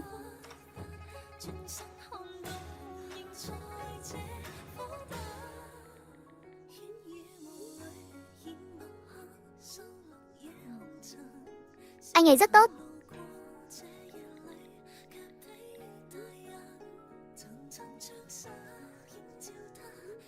Tiêu Kinh Hàn, anh giỏi thật đấy.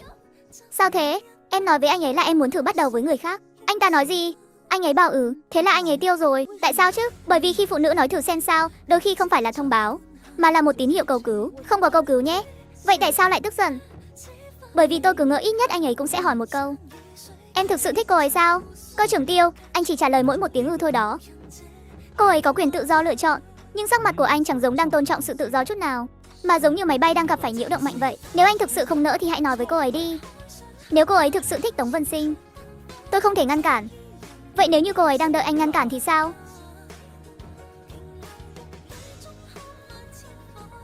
Kiều An, cậu chắc là họng mình vừa mới khỏi đấy chứ? Cậu chắc đây là đang ăn lẩu không?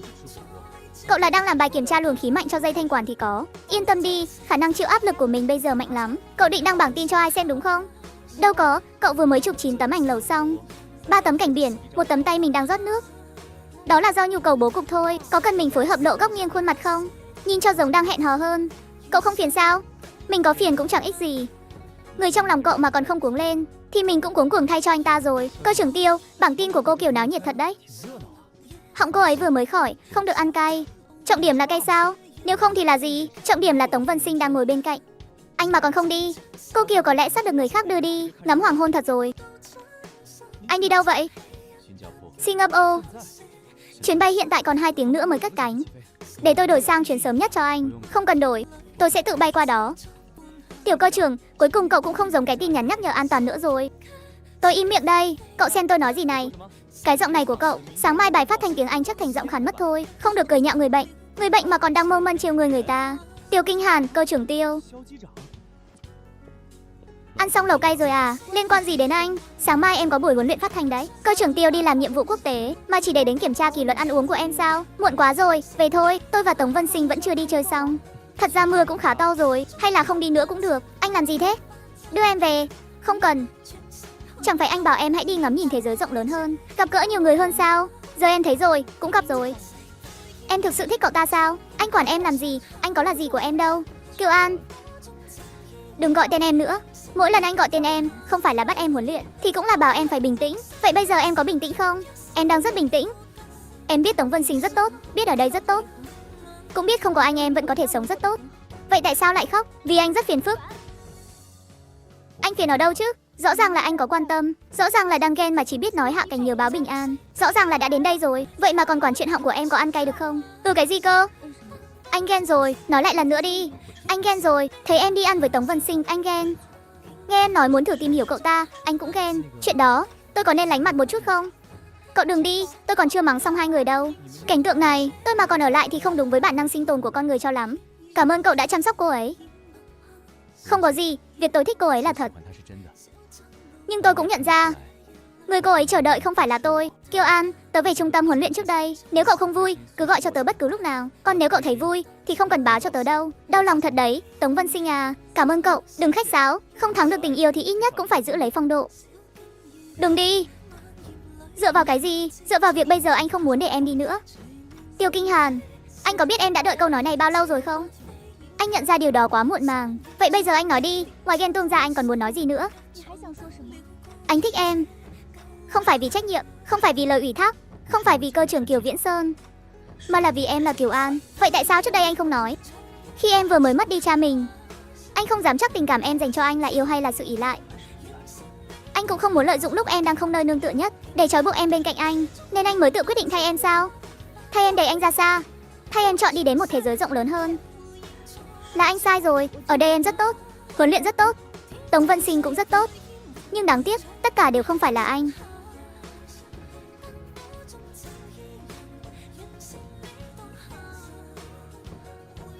Nếu em không đồng ý, anh sẽ không tiến thêm bước nữa. Hôn xong rồi anh mới hỏi sao?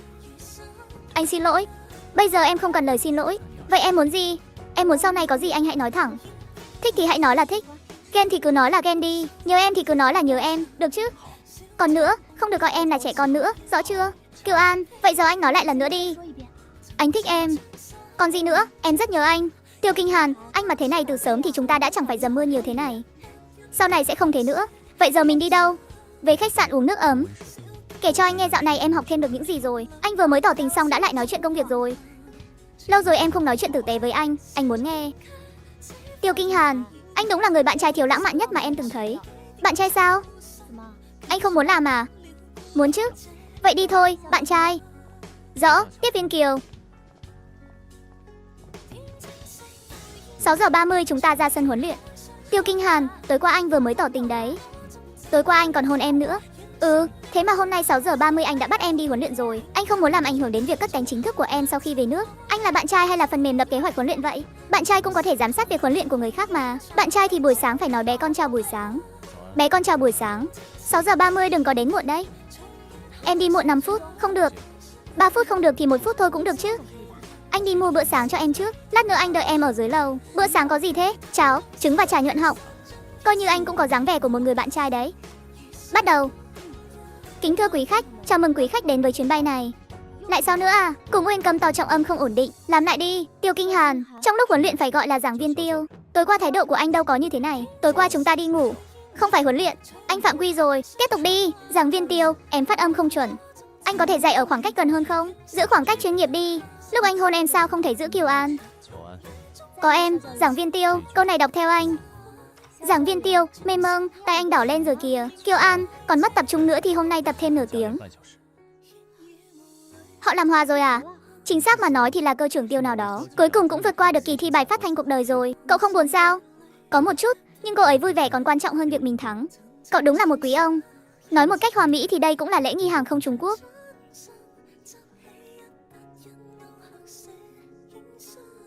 Chuyến bay này khởi hành đến London. Hành trình bay khá dài. Có cảnh báo đối lưu mạnh gần điểm đến. Tổ bay sẽ điều chỉnh lộ trình dựa theo diễn biến thời tiết. Kiều An phụ trách khu vực khoang sau. Hôm nay chuyến bay đã kín chỗ. Khoang sau có hành khách trẻ em, hành khách cao tuổi và một khách cần suất ăn ít đường. Chú ý phối hợp phục vụ, rõ chưa? Cơ trưởng theo lịch trình đột nhiên không khỏe. Công ty đã điều động cơ trưởng thay thế. Chào cơ trưởng Tiêu. Thời tiết trên lộ trình hôm nay rất phức tạp. Dự kiến trong giai đoạn bay bằng có thể gặp nhiễu động cường độ trung bình. Tổ tiếp viên trọng tâm thực hiện nhắc nhở hành khách thắt dây an toàn và tạm dừng phục vụ. Mọi tình huống bất thường phải kịp thời báo cho buồng lái. Rõ, Kiều An. Cơ trưởng Tiêu, hôm nay tôi không phải là anh Tiêu của em, cũng không phải là bạn trai của em. Tôi là cơ trưởng của chuyến bay này. Em cũng không phải là cô bé được tôi chăm sóc. Em là tiếp viên Kiều An của chuyến bay này. Rõ, thưa cơ trưởng Tiêu, trách nhiệm của em không phải là chứng tỏ bản thân, mà là bảo vệ hành khách. Rõ, bảo vệ hành khách. Xin chào, chào mừng quý khách lên máy bay. Chỗ ngồi của quý khách ở phía bên phải, cạnh cửa sổ. Thưa ông, kiện hành lý này hơi nặng, để tôi giúp ông sắp xếp vào vị trí phù hợp. Xin quý khách lưu ý phần đầu. Bé ngoan, để lát nữa chị dạy em thắt dây an toàn nhé, được không nào? Thưa ông, kích thước của chiếc túi này hơi lớn, nếu để trong ngăn hành lý có thể sẽ khó đóng lại. Để tôi giúp ông đặt nó vào vị trí thích hợp. Tôi cứ để đây thôi, không vướng gì đâu. Trong giai đoạn cất cánh và nhiễu động, ngăn hành lý phải được đóng kín hoàn toàn. Nghiêm ngặt vậy sao? Bất kỳ vật dụng nào bị lỏng lẻo đều có thể gây ra rủi ro. Mong ông hợp tác cho. Thưa ông, vui lòng thắt dây an toàn. Trong giai đoạn cất cánh, bàn ăn cần được gập gọn. Tôi trả lời nốt câu này thôi. Vì sự an toàn của ông, vui lòng gặp lại ngay bây giờ ạ. Trong giai đoạn máy bay cất cánh, bất kỳ sự chậm trễ nào cũng có thể ảnh hưởng đến việc kiểm tra an toàn. Cảm ơn sự hợp tác của ông. Bố ơi! Con thực sự đã quay trở lại rồi. Kiều An, xác nhận suất ăn đặc biệt khoang sau đã xác nhận 2 suất ăn trẻ em, 1 suất ăn ít đường, 3 suất ăn chay. Hành khách dùng suất ăn ít đường ở ghế 48.000. Đã trao đổi trước về thời gian dùng bữa. Kiều An, cậu bây giờ trông giống một tiếp viên trưởng thực thụ rồi đấy. Đừng khen nữa, tớ dễ kiêu ngạo lắm. Yên tâm đi, cơ trưởng Tiêu sẽ không cho phép cậu kiêu ngạo đâu. Anh ấy hôm nay chỉ biết có công việc thôi. Còn cậu thì sao? Mình cũng vậy. Bác ơi, thưa quý khách, dây an toàn phải thắt ở bên ngoài chân ạ. Phía trước có thể xuất hiện luồng không khí không ổn định. Quý khách vui lòng quay về chỗ ngồi và thắt chặt dây an toàn ngay lập tức. Tổ tiếp viên tạm dừng phục vụ, tự cố định tại vị trí gần nhất. Toàn viên cố định. Rõ, ái cha, các người làm ăn kiểu gì thế này? Tiếp viên ơi, bố tôi nói bị tức ngực. Kiều An, em kiểm soát tình hình khoang sau đi. Rõ. Tống Vân Sinh, kiểm tra dây an toàn hàng ghế sau và giá hành lý. Xác nhận xem có hành khách nào rời khỏi chỗ không. Rõ. Rõ. Chuẩn bị hộp y tế, tôi đi xem tình hình bác trai. Vai tôi đau quá. Tôi sẽ khiếu nại. Thưa ông, tôi sẽ kiểm tra tình trạng chấn thương của ông ngay. Hiện tại máy bay vẫn đang bị nhiễu động. Xin ông đừng đứng dậy lúc này. Việc rời khỏi chỗ ngồi sẽ làm tăng nguy cơ bị thương lần thứ 2. Nhưng tôi đã bị thương rồi đây này. Tôi hiểu sự khó chịu của ông. Tôi sẽ ghi nhận và xử lý. Nhưng ưu tiên hàng đầu lúc này là đảm bảo ông không bị thương thêm lần nữa. Kiểm tra các vật dụng xung quanh vị khách này, loại bỏ những hành lý có nguy cơ rơi xuống. Rõ. Thưa ông có nghe thấy tôi nói không? Ông có tiền sử bệnh tim không? Thuốc có ở bên người không ạ? Có, thuốc ở trong túi. Ở đây, xin đừng tự ý tăng liều lượng thuốc. Hãy duy trì nhịp thở. Nghe tôi này, hít vào từ từ, thở ra từ từ. Vân Sinh, phát thanh tìm nhân viên y tế. Min, chuẩn bị bình oxy. Rõ, bình oxy tới ngay đây. Buồng lái, khoang khách báo cáo. Buồng lái nghe rõ, mời nói. Một hành khách lớn tuổi ở khoang sau bị tức ngực, ý thức vẫn tỉnh táo, có tiền sử bệnh tim. Đã tìm thấy thuốc. Tổ tiếp viên đang cho thở oxy và tìm nhân viên y tế. Một hành khách bị va chạm nhẹ ở vai, nhưng không có vết thương hở. Hành khách trẻ em đang hoảng sợ, đang trấn an, trật tự khoang khách trong tầm kiểm soát. Xin chỉ thị, buồng lái đã rõ. Tiếp tục theo dõi dấu hiệu sinh tồn của ông cụ, đảm bảo toàn bộ hành khách đã thắt dây an toàn. Dự kiến nhiễu động sẽ kéo dài thêm 8 đến 10 phút. Khoang khách đã rõ. có phải đã xảy ra chuyện gì rồi không? Sao cứ rung lắc mãi thế này? Chúng ta còn có thể hạ cánh bình thường không? Thưa quý khách, xin hãy giữ bình tĩnh. Máy bay đang đi qua vùng nhiễu động không khí. Phi hành đoàn đang xử lý theo đúng quy trình. Xin quý khách vui lòng ngồi tại chỗ, thắt chặt dây an toàn, không rời khỏi vị trí, không mở ngăn đựng hành lý. Tổ tiếp viên sẽ tiếp tục theo dõi tình hình khoang hành khách. Xin hãy tin tưởng vào phi hành đoàn của quý khách. Kiều An, tiếp tục duy trì nhé. Tôi là bác sĩ, tôi có thể hỗ trợ kiểm tra. Cảm ơn ông, bệnh nhân hiện vẫn còn tỉnh táo. Triệu chứng chính là tức ngực, có tiền sử bệnh tim, hiện đã được cung cấp oxy, chưa tự ý uống thêm thuốc. Thưa quý khách, do ảnh hưởng của thời tiết đối lưu mạnh tại sân bay điểm đến, đường băng tạm thời đóng cửa. Chuyến bay này sẽ hạ cánh xuống sân bay dự bị theo kế hoạch. Xin quý khách vui lòng làm theo hướng dẫn của tổ tiếp viên. Tiếp tục thắt chặt dây an toàn. Hạ cánh dự phòng thì lịch trình tiếp theo của tôi tính sao đây? Tôi còn phải chuyển tiếp chuyến bay nữa. Sao bảo hạ cánh dự phòng là hạ cánh ngay được chứ? Thưa quý khách, hiện tại sân bay điểm đến đang bị ảnh hưởng bởi thời tiết, tạm thời đóng cửa đường băng. Việc hạ cánh dự phòng là do phi hành đoàn căn cứ vào thời tiết, lượng nhiên liệu và an toàn bay để đưa ra quyết định thận trọng. Chúng tôi thấu hiểu sự lo lắng về lịch trình của quý khách. Sau khi hạ cánh, công ty sẽ hỗ trợ các sắp xếp tiếp theo. Lúc này, xin quý khách tiếp tục ngồi yên và thắt chặt dây an toàn. Chúng tôi đang thực hiện phương án hạ cánh dự phòng an toàn nhất. Cơ trưởng Tiêu, khoang hành khách đã ổn định rồi. Cô ấy có thể tiếp tục tiến hành kiểm tra thêm.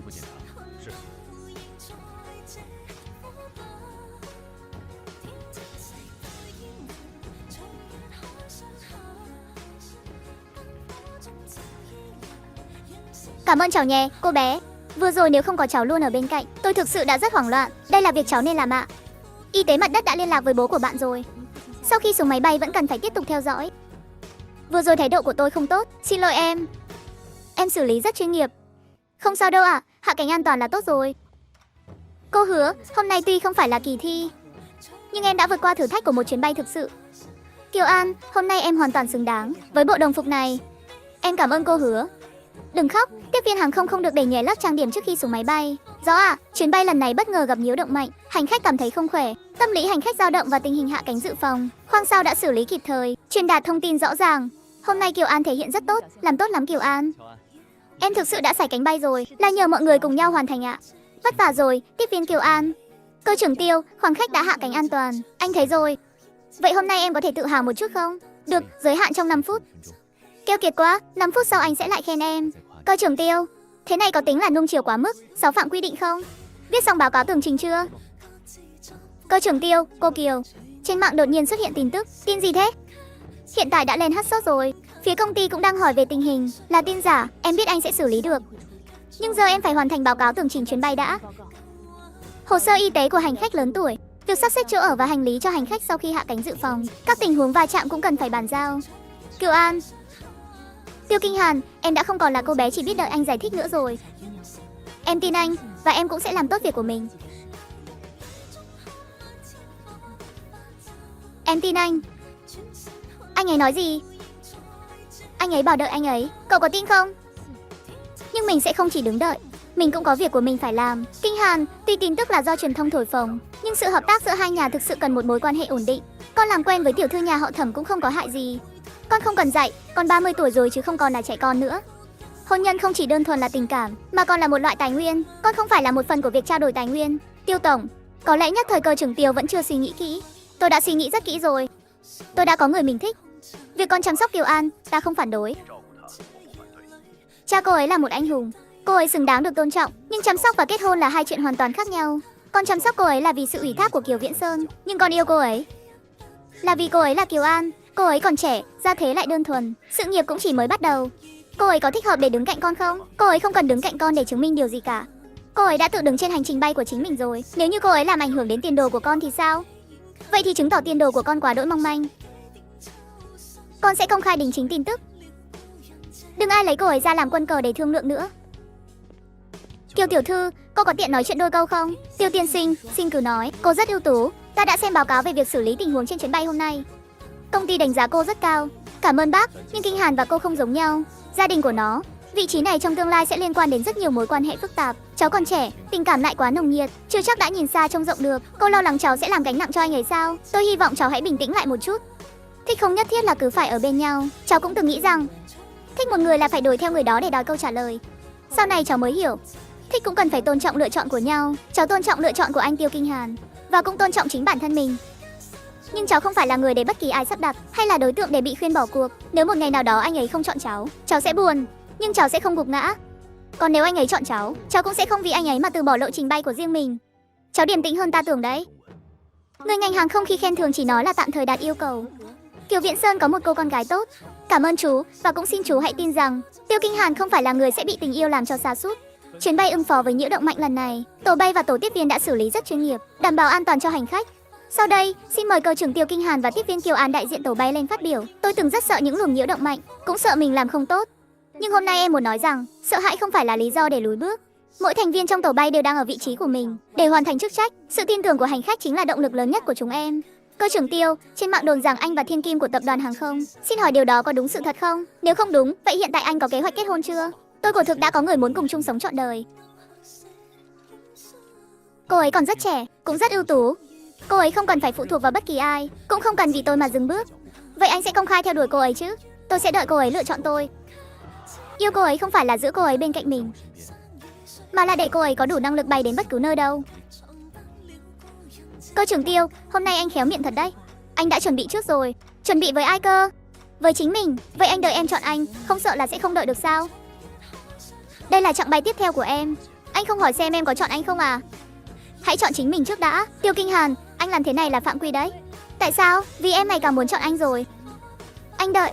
Danh sách có rồi này. Danh sách trúng tuyển đợt đầu tiên của kế hoạch dự bị tiếp viên trưởng. Kiều An, tên cậu ở trên kìa. Kiều An, cậu có tên trên bảng rồi. Kế hoạch dự bị tiếp viên trưởng tuyến quốc tế đã được thông qua rồi. Thật sao? Thật. Cậu từ 38 điểm đã bay thẳng lên vị trí tiếp viên trưởng dự bị luôn rồi. Tống Vân Sinh, cậu đừng có hở ra là nhắc đến con số 38 điểm đó được không? Đó là huyền thoại đấy. Đã là huyền thoại thì không thể xóa nhòa. Kiều An, cô Hứa. Giờ vẫn gọi là cô Hứa sao? Vậy em gọi cô là cơ trưởng Hứa được không à? Cơ trưởng Hứa, cảm ơn cô. Cảm ơn tôi chuyện gì? Cảm ơn cô vì lúc trước đã nói bộ đồng phục này không thể mặc vững nhờ vào sự thương hại. Câu nói đó lúc ấy tuy không dịu dàng nhưng lại rất hữu ích. Kiều An, bây giờ em đã xứng đáng với vị trí cao hơn rồi. Em sẽ tiếp tục cố gắng ạ. Cơ trưởng Hứa, còn em thì sao? Em có tiến bộ gì không à? Cậu vẫn nói nhiều như vậy, nhưng khả năng thực thi đã tốt hơn trước rồi. Cảm ơn cơ trưởng Hứa. Cuối cùng em cũng từ một kẻ nói quá nhiều tiến hóa thành một người nói nhiều nhưng được việc rồi. Cơ trưởng Tiêu, anh ấy bây giờ vẫn còn yêu đương kiểu nhắn tin à? Có tiến bộ rồi. Tiến bộ thế nào? Tiến bộ vượt bậc luôn. Sát thương cũng cực lớn. Tống Vân Sinh, cảm ơn cậu đã luôn đồng hành cùng mình suốt thời gian qua. Đừng có xén xúa thế chứ. Bây giờ mình cũng rất tốt. Các tuyến bay nội địa đều ổn định. Tiếp viên trưởng nói mình có tiềm năng. Cậu luôn có tiềm năng mà Kiều An. Cậu nhất định phải thật hạnh phúc nhé. Mình sẽ như vậy. Và cậu cũng thế. Đương nhiên rồi, mình ưu tú thế này mà. Sớm muộn gì cũng có người nhận ra mình là một tiếp viên hàng không quý giá. Hy vọng người đó không chê cậu nói nhiều. Chê cũng không sao. Mình có thể luyện tập dùng ánh mắt để bày tỏ sự ủng hộ. Cơ trưởng Tiêu, anh đợi lâu chưa? Chưa. Mỗi lần anh nói chưa, thường là đã đợi rất lâu rồi. Mới đến được 15 phút thôi. Thế mà gọi là mới đến à? Vẫn ngắn hơn nhiều so với việc chậm chuyến của các đường bay quốc tế. Giờ anh còn biết nói đùa nhạt nữa cơ đấy. Học từ em đấy. Tiêu Kinh Hàn, anh còn nhớ nơi này không? Nhớ chứ. Ngày đó em đã hỏi anh, có phải em không còn nhà nữa rồi không? Anh nhớ em đã khóc rất dữ dội. Lúc đó anh cũng rất đáng sợ. Anh có thế sao? Có chứ. Anh nói về nhà với anh mà nghe cứ như mệnh lệnh bay vậy. Ngày hôm đó anh đã rất sợ. Anh sợ điều gì? Sợ anh không thể che chở được cho em. Cũng sợ anh sẽ thực sự giam cầm em bên cạnh mình. Nhưng anh đã không làm thế, bởi vì em đã tự mình bay cao được rồi. Hôm nay em muốn nói với anh một chuyện. Tiêu Kinh Hàn, bây giờ em đã có nơi để thuộc về rồi. Nơi đó là ở trên bầu trời, và cũng là ở bên cạnh anh, Kiều An. Vậy nên lúc trước anh nói đợi em lựa chọn anh, em đã chọn xong rồi. Tiêu Kinh Hàn, không lẽ anh lại định lấy đơn đăng ký ra nữa đấy chứ? Lần này không phải. Thế là cái gì? Anh làm gì vậy? Ở đây có nhiều hành khách lắm. Kiều An, có em ở đây.